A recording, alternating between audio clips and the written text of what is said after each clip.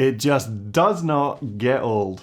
What a flipping amazing race to watch. The conditions were reasonably consistent, the live feed was pretty decent, the commentary did improve from round one, and damn, do racers be going fast.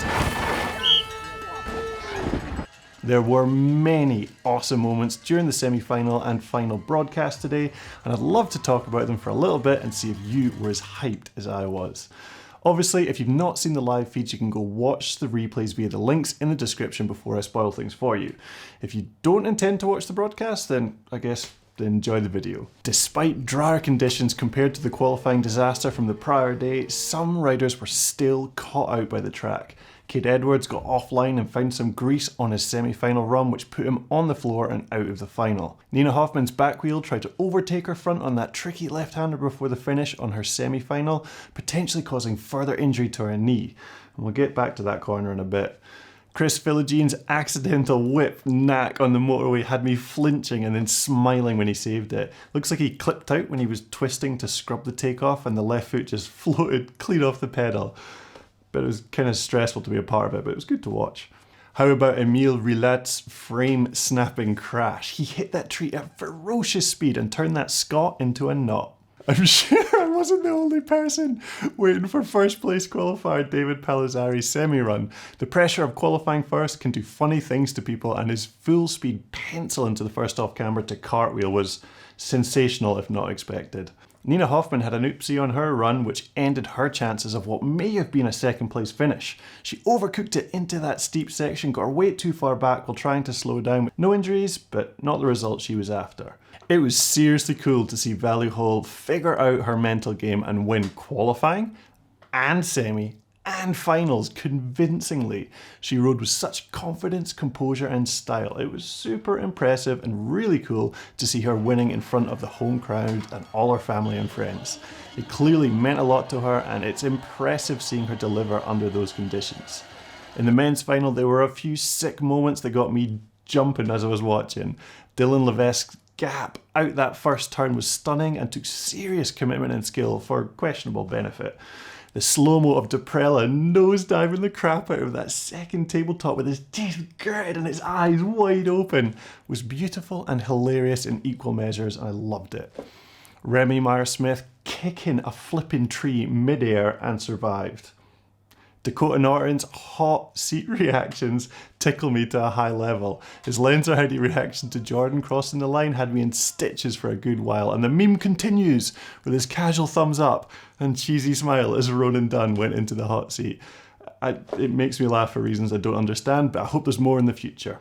The most wholesome thing of the day was seeing someone who has been working away for years and years, clawing their way up the results sheet, getting closer and closer, finally landing on the top step at their home race.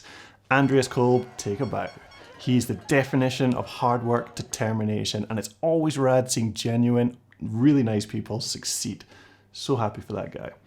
Finally though, there was one other rider that seriously impressed. Jackson Goldstone rode the flipping wheels off his bike up that Austrian mountain, demonstrating corner speed and composure through compressions that seemed unnatural.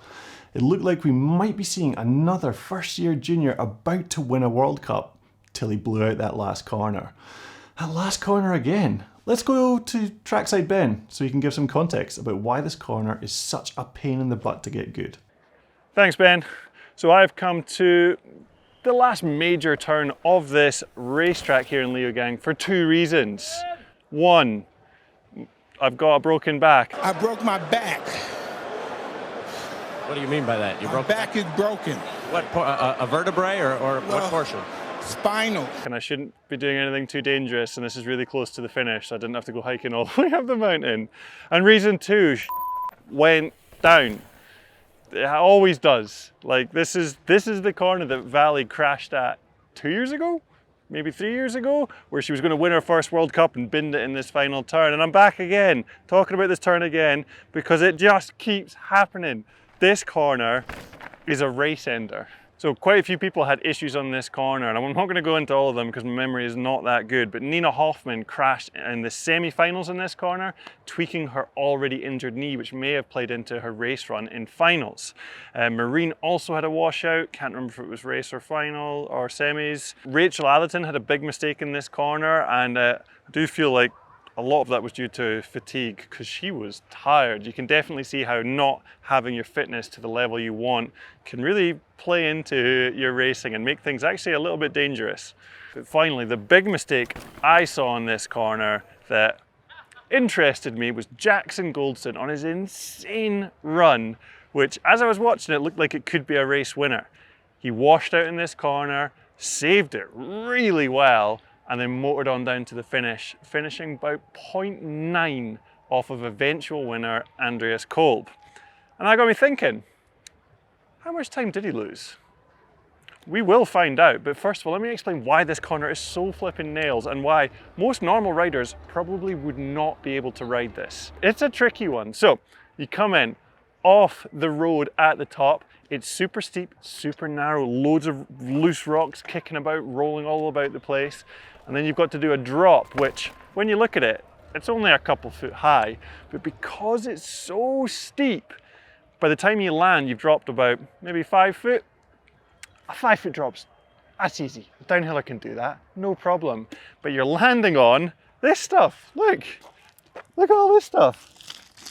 It's rubble.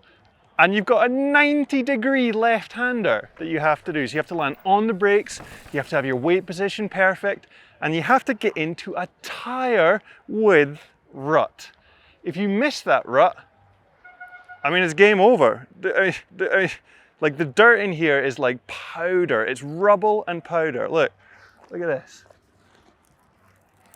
I mean, I don't care if you got some Continental Cryptotals on, you're not gripping in that. It's just not happening. When you get it good, you actually take off on the way out. And if you do so with your balance just a little bit off, it can make you a little bit too tight for the next corner, a little bit too wide for the next corner. And we saw a lot of racers losing time down to the finish.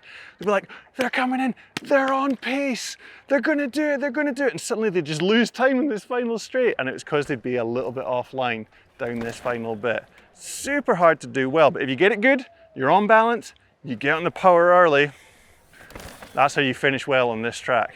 So Jackson came in, he almost had it perfect. His front wheel just pushed a little bit on the exit. Slight front wheel slide, he saved it, he dabbed, but he swung super wide and lost the speed down into the next corner. He did everything he could, he motored down to the finish, he finished on the podium as a first-year elite, which is insane. But let's see, would he have won if he hadn't have made this mistake? So we lined up race winner Kolb with Jackson for this corner, and they both come down into the corner. Kolb gets it clean. Jackson washes out. He's way up high. He's on the gas. He's sprinting as hard as he can, but those legs are really small. They're not going to be able to catch up with Kolb. Kolb squashes over the finish line jump. He comes up to the finish. He stops the clock, and Jackson is 1.21 behind. That would have been the win. What a amazing analysis that I did. Thanks for that amazing insight, Ben, of that same corner that you've analysed before. Fingers crossed you'll be able to branch out next year and go a little bit further up the hill than the last turn. Final note goes to Pinkbike Racing, who are battling on despite their fearless leader being as much use as a one-legged man at an arse-kicking contest. Thibaut has been flat out organising all the day-to-day movements and planning for us, but gave racing a bloody good go in my absence and just missed qualifying by 0.2 of a second.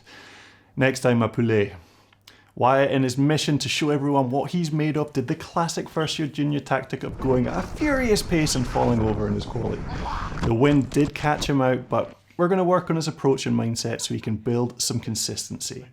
Amy once again carried the team through the weekend with an amazing second place in dry conditions, which she used to struggle in.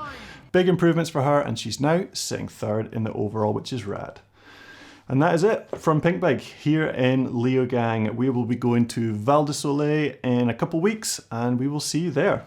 Thanks for tuning in a bit. Great. Done. That was easy.